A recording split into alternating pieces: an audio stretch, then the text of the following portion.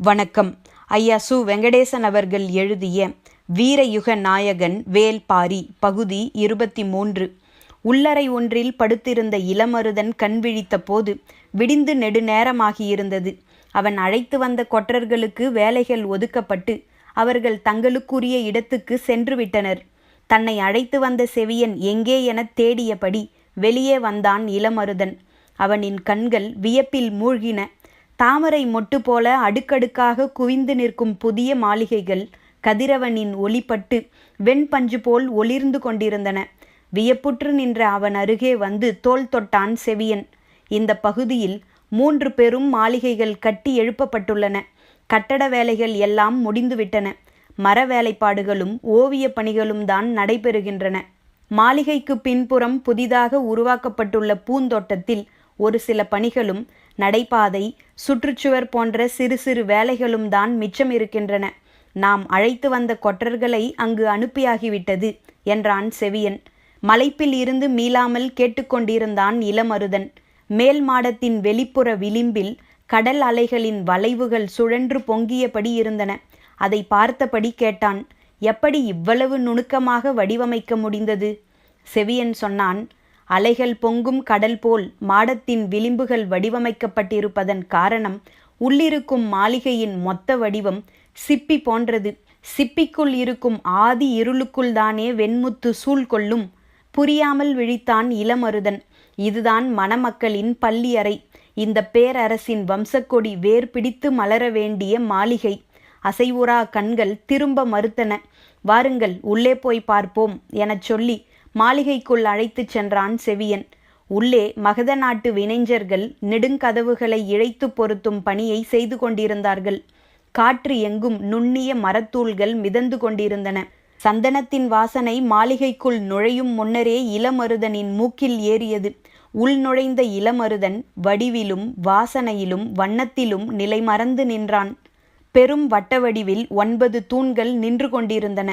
தூண்களின் மடிப்புகளும் வேலைப்பாடுகளும் இணை சொல்ல முடியாதவை. அந்த தூண்களின் மேல் குவிமாடம் இருந்தது. மாடத்தின் மேற்கூரை முழுவதும் ஓவியம் தீட்டப்பட்டிருந்தது.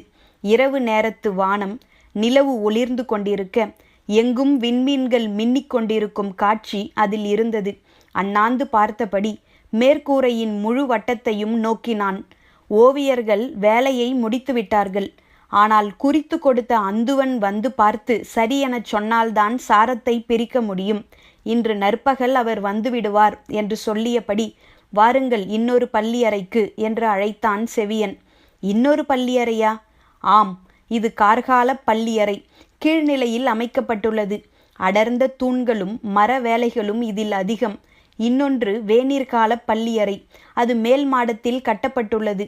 வைகையின் காற்று எல்லா திசைகளிலிருந்தும் உள்நுழைவதைப் போல வடிவமைக்கப்பட்டிருக்கும் என்று சொல்லியபடி அங்கு அழைத்துச் சென்றான். அங்கும் வேலைகள் நடந்து கொண்டிருந்தன. வேலை செய்பவர்கள் யவன தச்சர்கள்.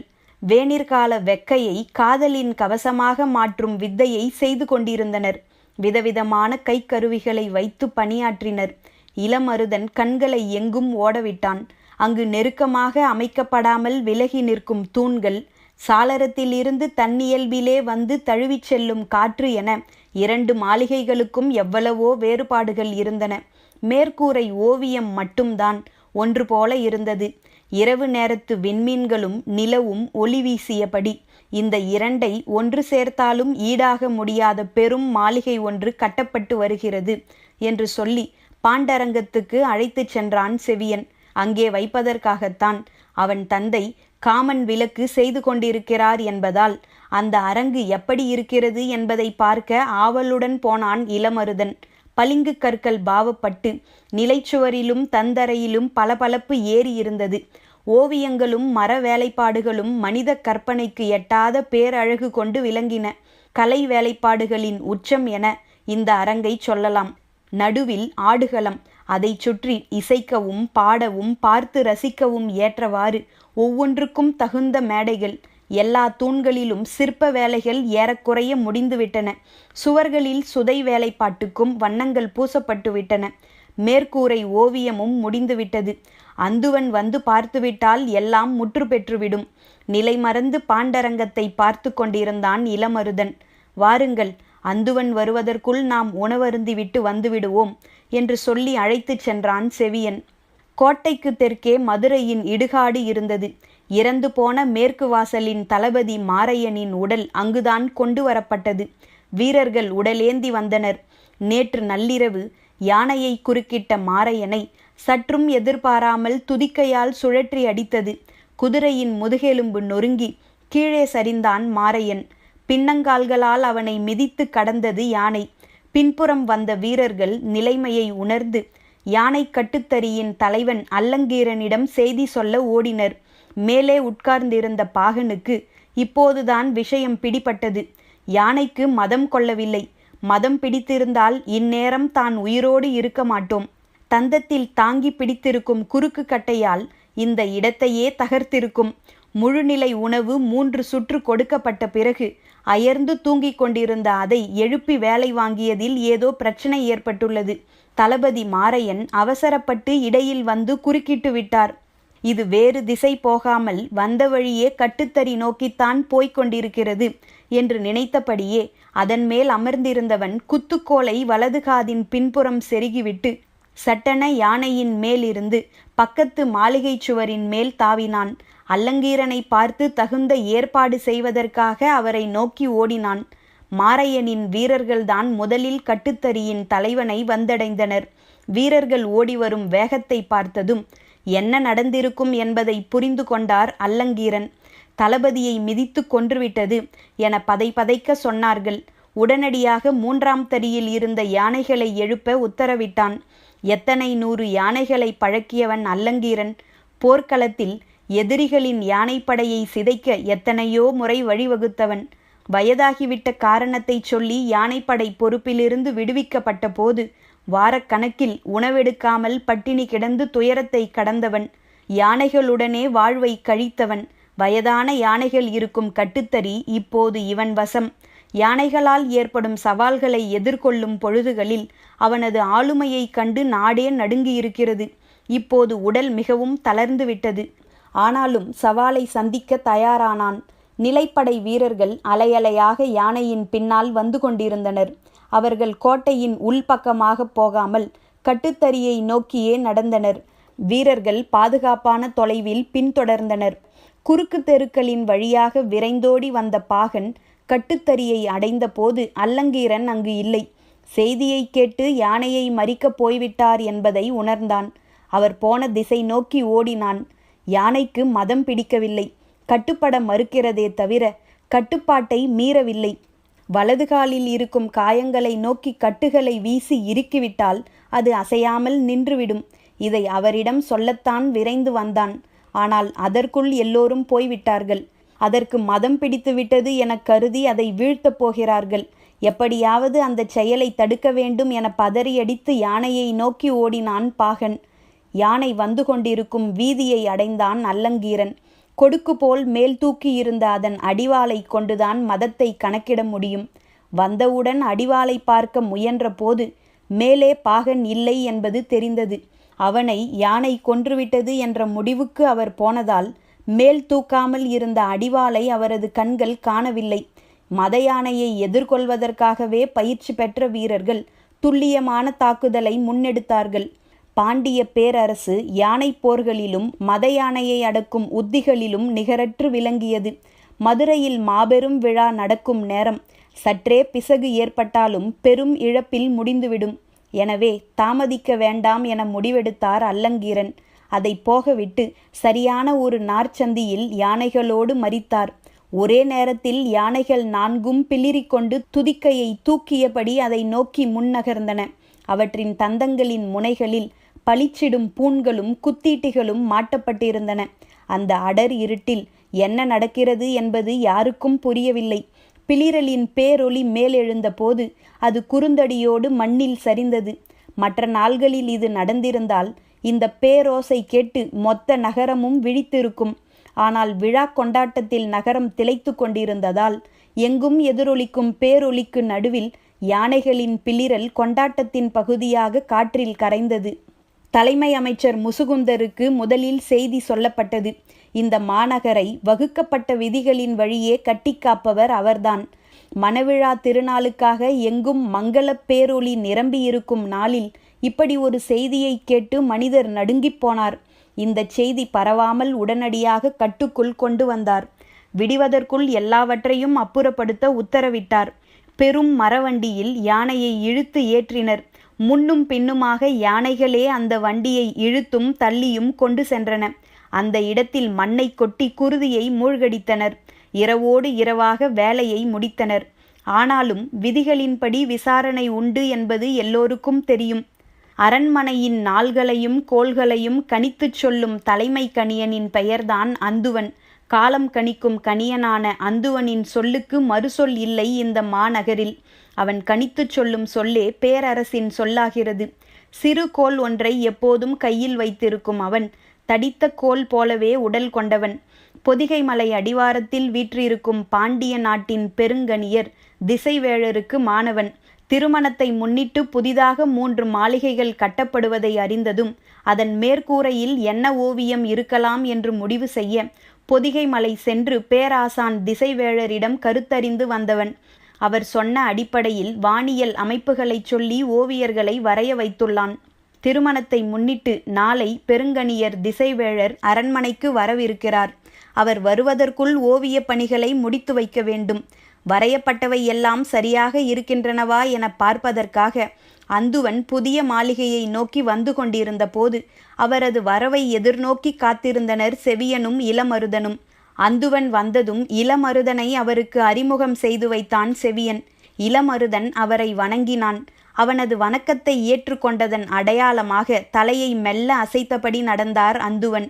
புதிய மாளிகைகள் குறித்து இளமருதன் தனது வியப்பை அவரிடம் வெளிப்படுத்தியபடியே உடன் நடந்தான். மூவரும் கார்கால பள்ளியறையை நோக்கி நடந்தனர். கட்டட அமைப்பை, மர வேலைப்பாடுகளை, கலை நுணுக்கங்களை வியந்து சொல்லிக்கொண்டே அவன் வந்தான். மேற்கூரை ஓவியத்தை பற்றி ஏதாவது சொல்வானா என கணியனின் காதுகள் காத்திருந்தன. அப்போது செவியன் சொன்னான், கணியரே, 3ம் வெவ்வேறு விதமான மாளிகைகள். ஆனால் மேற்கூரை ஓவியத்தை மட்டும் ஏன் ஒன்று போல் வரைந்திருக்கிறீர்கள்? 3ம் வெவ்வேறானவைதானே என்றார் அந்துவன். இல்லையே, ஒரே மாதிரிதானே இருக்கின்றன என்றான் செவியன். வானத்தில் உள்ள வேறுபாடுகளை அறிய சற்றே வானறிவு வேண்டும். வாருங்கள், என்ன வேறுபாடு என்று உங்களுக்கு சொல்கிறேன் என சொல்லிக்கொண்டே மாளிகைக்குள் நுழைந்தார் அந்துவன். பின்னாலேயே இருவரும் நுழைந்தனர். கார்காலத்து மாளிகையின் மேற்கூரையை காட்டிச் சொன்னார். இதில் மதி எவ்விடம் இருக்கிறது பார்த்தீர்களா? மேற்கூரையின் இடது பக்கம் இருக்கிறது என்றான் செவியன். நான் இடம் எனச் சொன்னது காலத்தை.